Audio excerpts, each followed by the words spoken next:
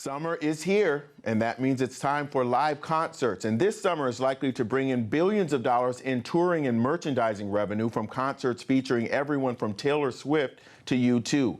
But why is summer such a profitable time for touring in the music business? The WSJ's John Jurgensen is here to discuss that. Hey, John.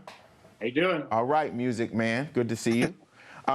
Some major shows this year. I'm excited about them. Why is the summer ideal for these shows?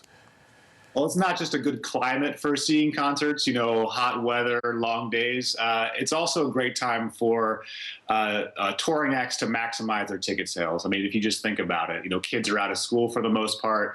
They're able to go to shows on weeknights in the way that they weren't necessarily able to go at other times of the year. You just have more bands out there trying to sell more tickets at a time when it's a little bit more conducive to do that business. Okay, and bands are hitting the road more frequently also because of the music model, right? Yeah, I mean, that's really where the money's made these days. I mean, it's been more than a decade now since music sales revenues have really kind of dried up in a lot of ways. And so how else are you going to make that money? You go on the road, and that's really sort of the tried and true business model for a lot of these bands. So to earn their income, they've really just got to hit the road often and really kind of stay out there longer and find creative ways to get that audience in the door. Okay, so how is this year's concert revenue supposed to compare to others in previous years?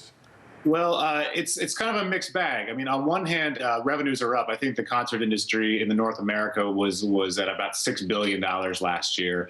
But touring revenues for the top 100 tours was down slightly. And I think that's due to one reason that's responsible for that is that there's a lot of big festivals now. And this is kind of a good thing also for these bands. Lots of major music festivals that are competing for talent. These bands can get booked on these festivals and make a pretty good paycheck and not necessarily have to pay for the production of their own solo tour. So there's more of these festivals to do. So that means fewer headlining concert tours for some artists. So it's sort of a mixed bag there as far as what the revenues are producing. John, what about the market for smaller venues that aren't necessarily stadiums or arenas, but that hold under 5,000 people? Do they get more action as well over the summer? Yeah, I mean, there's just so many bands out there, and there's a huge sort of middle class of music acts out there who aren't playing arenas and who aren't necessarily headlining stadiums, but they can sort of build their own little tours around their festival dates. And those clubs and theaters that are open all summer, of course, they're not necessarily out open air, but they're fully booked for the summer as well too. So those clubs and theaters are actually doing a really good business these days because there's so many smaller bands that can draw a smaller crowd like that. Okay, so I mentioned Taylor Swift and U2. What are some of the other biggest shows of the summer going to be?